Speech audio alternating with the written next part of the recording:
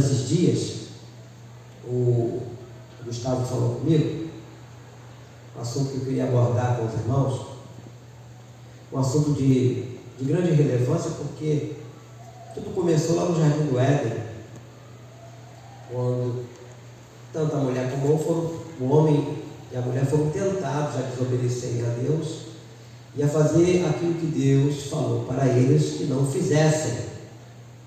Quando Deus fala para Adão que ele podia comer de todo o fruto do jardim, tudo, menos da árvore do conhecimento do bem e do mal, porque no dia que ele comesse, ele ia morrer. Deus não falou assim: você vai morrer instantaneamente. Ele ia morrer. Eu sempre brinco aqui na igreja, mas é uma verdade. Quer saber como é que você está morrendo? Você pega uma foto sua de 10 anos atrás, olha para a foto e olha para o espelho. Você vai ver, né? É comum a gente ver na televisão algumas atrizes, alguns atores lá do passado, você vê como é que eles estão agora. E você mesmo, né? Eu sempre falo aqui na igreja, né, que eu tinha cabelo, já usei barba. Se eu quiser usar barba, posso usar também, né? Mas já tive bigode, costeleta, essas coisas todas, né? Mas o ciclo da vida é assim. Mas tudo começou por causa da desobediência, por causa do pecado. O homem foi tentado e pecou. Queria que você abrisse a sua Bíblia aí no livro de Tiago, lá no finalzinho da Bíblia. Eu pedi o Luquinha para ajudar, mas ele vai colocar ali, né? O Daniel vai colocar ali Tiago, o livro de Tiago.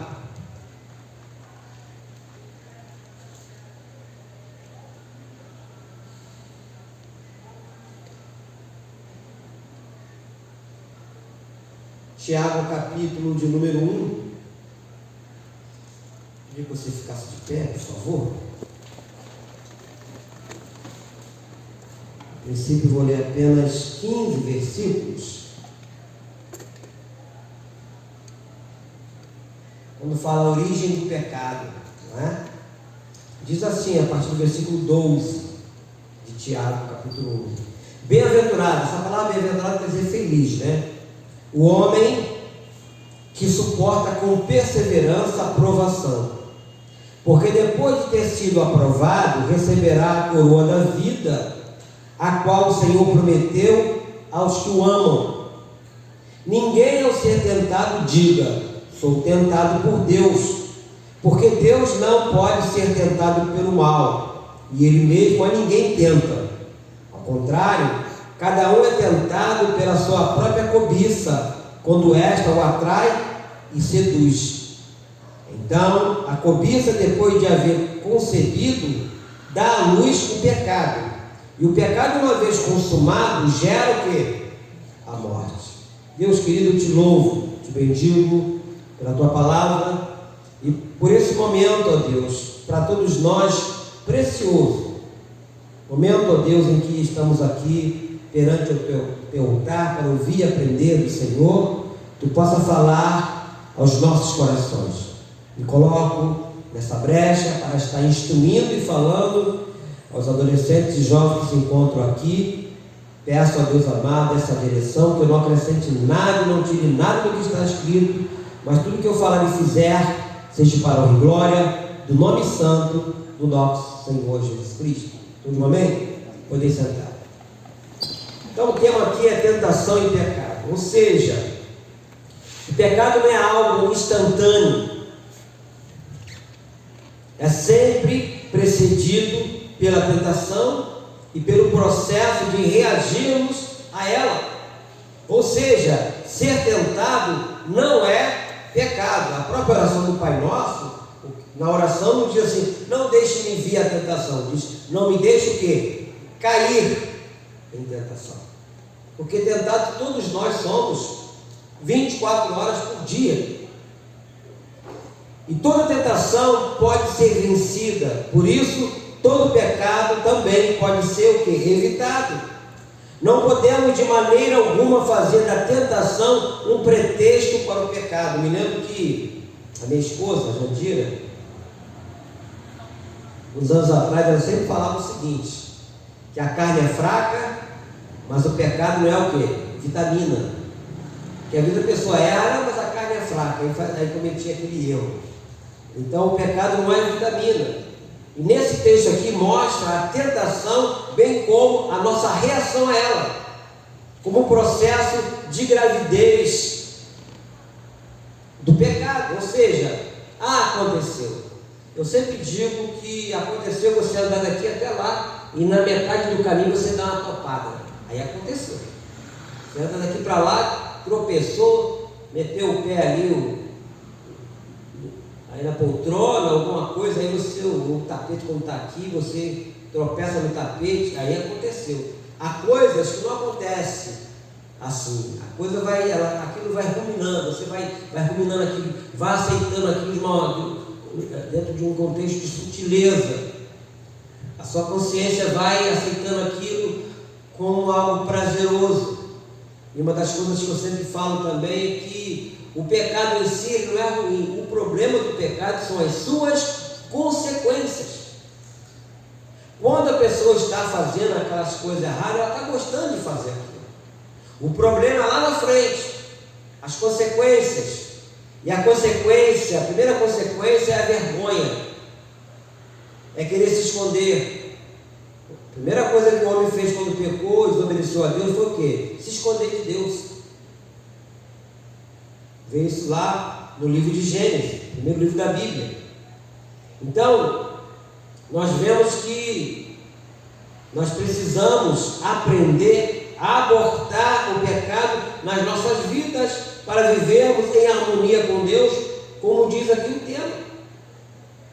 E isso depende inteiramente de como nos relacionamos com a tentação. E eu particularmente acredito que muitas pessoas pecam menos que imaginam.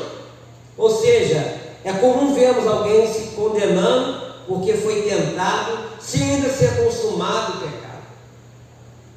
A pessoa está sofrendo aquela pressão da tentação e acha que já pecou, mas você não consumou o pecado. E alguns sofrem essa pressão, por exemplo, amanhã é um dia, na maioria das igrejas, pelo menos nas nossas igrejas, que é o primeiro domingo do mês, de nós participarmos de quê? Da Santa Ceia, tanto na parte da manhã como na parte da noite. E as pessoas às vezes deixam de vir à igreja porque acham que pecou.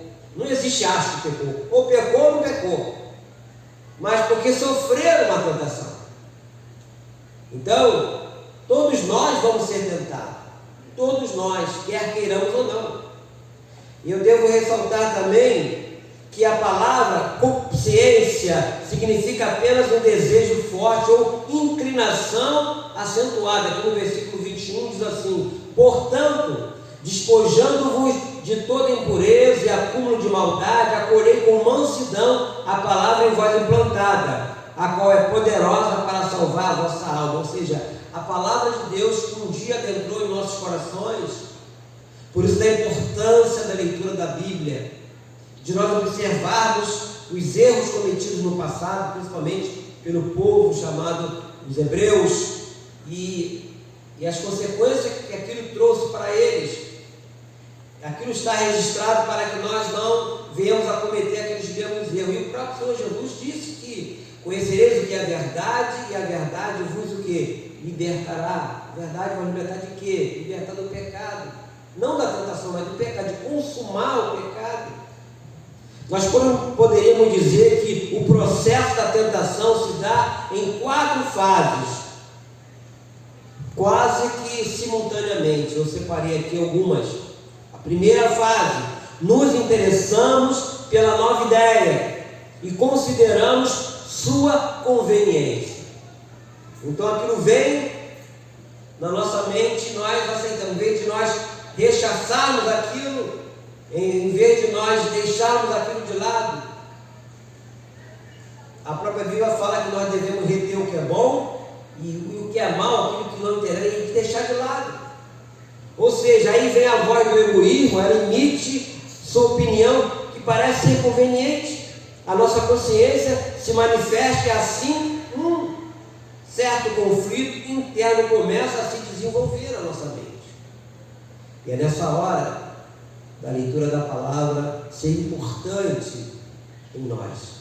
Quando nós vamos ler, nós temos o livro de Salmos, que o por Davi, algo assim, porque ele foi um homem que cometeu um pecado gravíssimo, mas ele se arrepende, Salmo 51, o Salmo do arrependimento, e tinha uma preocupação de não perder a comunhão dele com Deus. A consequência do pecado faz com que nós percamos essa comunhão com Deus. Lá em João capítulo 10, todos conhecem o texto, é como Jesus fala que o ladrão vem para quê? Matar, roubar e destruir. Mas eu vim para que tenham vida e vida em abundância. Quando ele fala ladrão, está falando do diabo. Ele veio para matar, roubar nossa comunhão com Deus. Veio para nos envergonhar. Esse é o papel dele, que começou lá no Jardim do Éden fazendo isso aí também. Então, há esse conflito e começa a se desenvolver na nossa mente esse desejo. Por isso da importância de nós buscarmos recursos na palavra de Deus e pelo poder da oração e jejuarmos, se for o caso também. A segunda fase, um simples desejo, seja mal ou bom, que entra nos nossos pensamentos. Aqui voltando para o versículo 17, diz assim: toda boa dádiva e todo dom são lá do alto, descendo do Pai das luzes, em quem não pode existir variação ou sombra de mudança. Ou seja, toda boa dádiva e todo dom perfeito são lá do alto. São essas coisas que nós devemos nos apegar e buscar. Por certa feita o apóstolo Paulo falou: buscar as coisas lá do alto, não aqui de baixo, buscar do alto, ficar ligado na mente nas coisas lá do alto. E se esse desejo qualificado como mal, ou seja, se ele quebra a lei do amor, um desejo lícito, porém desequilibrado, é potencialmente nocivo. Você está ligado em Deus, você está procurando fazer as coisas certas, mas de repente vem aquele desejo ruim. E cria-se uma vontade no seu interior, no nosso interior, de nós desobedecermos a Deus. Nem sempre somos responsáveis pelos pensamentos e desejos que chegam à nossa mente, mas com certeza nós somos responsáveis pelo modo como reagimos a esse pensamento. Eles podem vir tanto de fora como também pode proceder do nosso próprio coração. A Bíblia fala que o coração do homem é o quê? É enganoso. Quer ver? Por isso que é bom a gente ler a Bíblia. Volta um pouquinho, deixa marcadinho. O livro de Marcos, veio Daniel para mim? O livro de Marcos é o segundo livro do Novo Testamento. 1 Mateus, Marcos capítulo 7.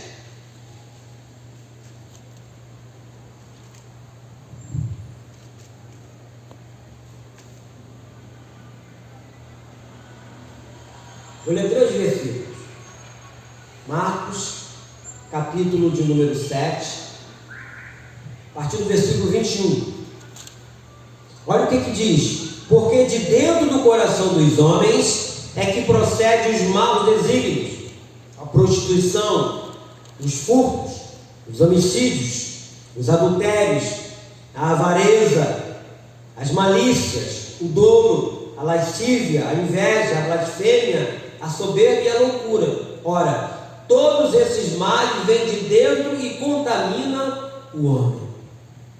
Por que está falando isso?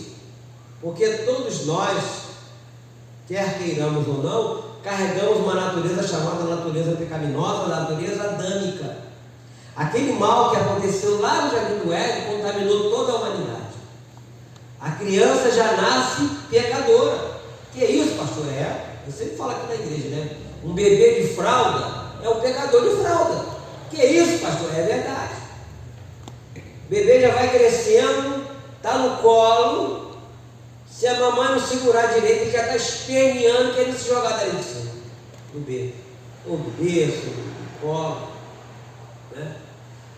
Então já tem aí, o que acontece? Os pais têm que começar a controlar, educar aquele filho ou aquela filha no caminho certo. Não faz isso, não sobe ali, não, é o tempo todo assim, porque a princípio não tem noção do perigo. E se os pais não tiverem volta para cuidar, vai acontecer e vai dar problema. Mas você pode observar se não é assim que funciona. Aí depois que chega uma certa idade, já tem a idade chamada idade da razão. alguns anos atrás, se falava que a idade da razão da criança era a idade a partir dos 12 anos, que sabia o que estava fazendo. Hoje já diminuiu. Hoje, uma criança com 8 anos já faz coisa assim absurda, ou não? São até usadas por traficantes, são usadas pelo mal, né? Então, aquilo que dá dentro dela, aí tem um incentivo do mal. Por isso que a própria Bíblia fala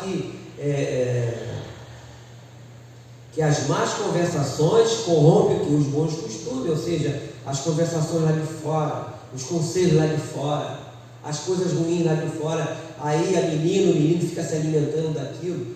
Agora acho que está pior do que antigamente. Na minha época de infância não existia a chamada internet. Hoje, um adolescente pode ficar dentro do quarto pecando o tempo todo. Eu estava vendo uma reportagem que foi horrorizada esses dias aí, de um aplicativo que tinha até adolescentes que convidavam as meninas para fazer uma certa coisa. Quando as meninas percebiam, já estava na mão dos seus algozes. Eram atraídas por aquilo ali, e tem levado muitos, né, a fazerem coisas assim terríveis e até a morte. Algumas desejando até morrer, por causa da vergonha que aquilo trouxe para os seus pais, para os seus amigos, para os familiares, né? Mas foram atraídas por um aplicativo na internet. Satanás não brinca.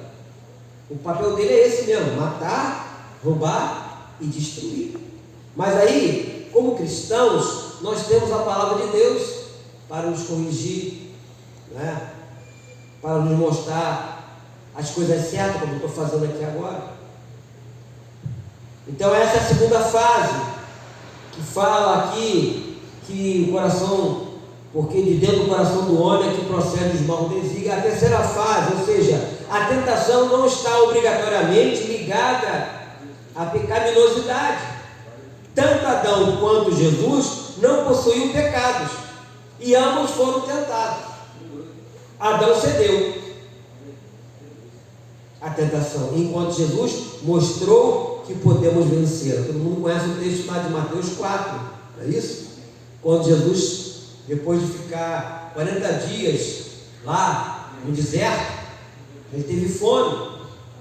Quem se apresentou? Satanás. Não, filho de Deus, transforma essas pedras em pães, né? Jesus falou: não só de pão viverá o homem, mas de toda a palavra que procede da boca de Deus. Aí continuou, levou ele num lugar muito alto e usando a palavra, hein? No Salmo 91, falou para Jesus: olha só, está escrito, aos teus anjos dará ordem a teu respeito, e eles te sustentarão em tuas mãos, em suas mãos. Aí ele pula lá de cima. Aí Jesus também usou a palavra: também está escrito, não tentarás o Senhor seu Deus. Muitas vezes há esse conflito, não é, dentro do coração do homem, mas nós temos que olhar a palavra de Deus como recurso, como a fonte da nossa vida e de recurso de nós não cometemos aquele erro.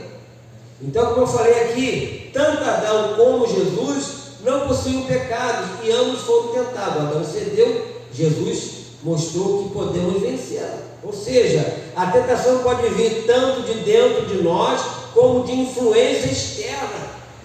As más companhias, por exemplo. Quantas meninas, quantos meninos que foram influenciados por amiguinhos, por amiguinhas, e hoje pagam um preço muito alto. Meninas novas, de repente adquirem uma gravidez que não tem algo assim consequente, porque uma menina de 13 anos, estou falando para a menina, e 14 anos não tem a mínima condição de manter um filho. Vai cair aonde? No braço da mãe, que é a avó, vai ser a avó daquela criança que vai cuidar. Sem falar que aquilo já vai trazer um transtorno para a menina, com respeito a todos os seus hormônios, aquelas coisas todas de menina. O menino também, que faz as coisas erradas, tem as suas consequências também. Hoje existem lugares para colocar os menores infratores, é assim que se fala, pagam um preço muito alto, vão para lá, são maltratados por aqueles, entre aspas, colegas que lá se encontram também internados, e até pelos Aquelas pessoas que trabalham ali, volta e meia aparece isso aí. Muitas vezes nós atribuímos ao diabo tentações que brotam em nós, que na verdade são fruto dos nossos próprios desejos egoístas. Aquele desejo que vem no seu coração, nós acabamos de ver que é do coração do homem, e que você teria que abortar aquilo ali, que você teria que orar a Deus, eu repreendo isso, eu não aceito isso, Jesus me ajude. No caso dos anjos, todo mundo conhece a história, que caíram, os anjos que caíram. Por exemplo, eles nunca haviam pecado antes e não tiveram nenhuma influência externa de tentação, e no entanto foram tentados. Foram tentados a querer, começando por Lúcifer, que era um anjo de luz, chamado Lúcifer, o anjo que comandava, né, os louvores a Deus, achou que poderia ser, queria ser mais do que Deus. E ali ele foi expulso, e com ele foi expulso uma terça parte dos anjos, uma coisa assim absurda, de quantidade. Voltando para o versículo 12, lá de Tiago, quando diz: bem-aventurado o homem que suporta com perseverança a provação, porque depois de ter sido aprovado, receberá a coroa da vida, a qual o Senhor prometeu aos que o amam. Acabou de cantar aqui, Ele me ama. Então, se Ele me ama, eu tenho que fazer tudo para amá-lo e obedecê-lo.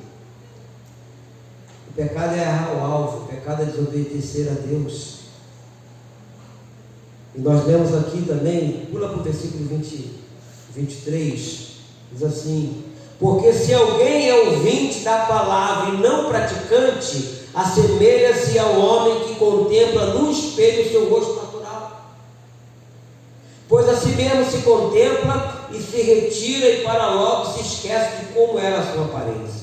Mas aquele que considera atentamente na lei perfeita, lei da liberdade, e nela persevera, não sendo ouvinte negligente, mas operoso, praticante, esse será bem-aventurado no que realizar.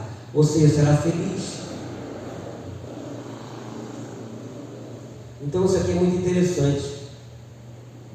Se alguém é ouvinte da palavra e não praticante, infelizmente temos hoje, no contexto cristão, muitos ouvintes que gostam da palavra, mas não praticam. Alguns fazem muito barulho, mas suas vidas não condiz com aquilo que eles falam. Ou seja, tem um discurso forte, mas uma vida fraca. E nós temos visto isso aí. E para encerrar o quarto, não é? Quarta fase de tudo isso, é certamente que Satanás está constantemente analisando nossos pontos fracos, e disparando seus dados inflamados, tentando nos furtar a nossa autoridade através do pecado. Ao homem foi dada a autoridade para domínio de tudo. E Satanás, ele não tem o poder de ser onisciente, onipotente, nem onipresente, mas ele fica observando e escuta aquilo que nós falamos. Uma pessoa que ora, que louva a Deus, está sempre louvando a Deus, ele passa ao lado.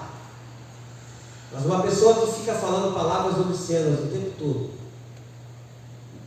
gestos obscenos, ele já é o ponto fraco dela, é o ponto fraco dele. É aí que eu vou entrar e vou destruir. Ele tem destruído a vida de muitos. Nós estamos aí no livro de Tiago. Eu queria ler mais dois textos para os irmãos. Mais adiante ali, você vai ver o 1 João, primeira epístola de João, primeira epístola de Pedro, mais adiante. 1 João, capítulo 2, versículo 12. A vitória sobre o maligno. Até agora eu falei muita coisa assim, né, vamos dizer assim, negativa, né, no que se refere à nossa vida, às nossas reações, mas agora vamos ver o lado positivo e como reagir a essas coisas. Coloca para mim aí, 1 João capítulo 2, versículo 12 em diante. Olha o que diz, olha lá na tela. Filhinhos, eu vos escrevo porque os vossos pecados são perdoados por causa do seu nome. Pais, eu vos escrevo porque conheceis aquele que existe desde o princípio. Olha só, jovens, eu vos escrevo porque tendes o quê? Vencido o maligno. Filhinhos, eu vos escrevi porque conheceis o Pai. Pais, eu vos escrevi porque conheceis aquele que existe desde o princípio. Jovens, eu vos escrevi porque sois fortes e a palavra de Deus permanece em vós. E tende o quê? Vencidos o maligno. Aleluia. Lá para você. Essa fortaleza nós conseguimos através da palavra de Deus, através da busca, através de permitir que o Senhor continue morando em nosso coração. É você falar: eu quero Jesus na minha vida. Eu não quero viver uma vida, vou dar um exemplo aqui, dos nossos antepassados. Não sei como se você sabe dos teus antepassados. Todos nós, né, a maioria de nós aqui, eu não nasci no berço cristão, mas tios meus que eram alcoólatras, né, outros fizeram muita coisa errada, não é? Então nós tivemos, um certo tempo da nossa vida, uma influência ruim desses nossos antepassados. Mas em Cristo nós somos o quê? Uma nova criatura. E como novas criaturas, nós temos que ter Jesus Cristo como o parâmetro, o nosso alvo, o nosso tesouro maior. A Ele nós devemos recorrer e desejá-lo que Ele permaneça na nossa vida, e desejar que Ele não saia de dentro de nós, nunca mais. Então aqui fala dos pais e dos filhos. Pula para o capítulo 3. Nós estamos no capítulo 2, acabei de ler aqui, né? Capítulo 3, versículo 7. Fala os filhos de Deus e os filhos do maligno. Aí continua falando filhinhos. Olha só o tratamento que Deus dá. Filhinhos, não vos deixeis enganar por ninguém. Aquele que pratica justiça é justo, assim como ele é justo. Aquele que pratica o pecado procede do diabo, porque o diabo vive pecando desde o princípio. Para isso se manifestou o Filho de Deus, para que destruir as obras do diabo.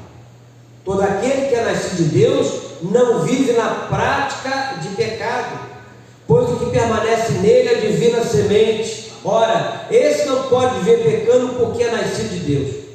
Nisso são manifestos os filhos de Deus e os filhos do diabo.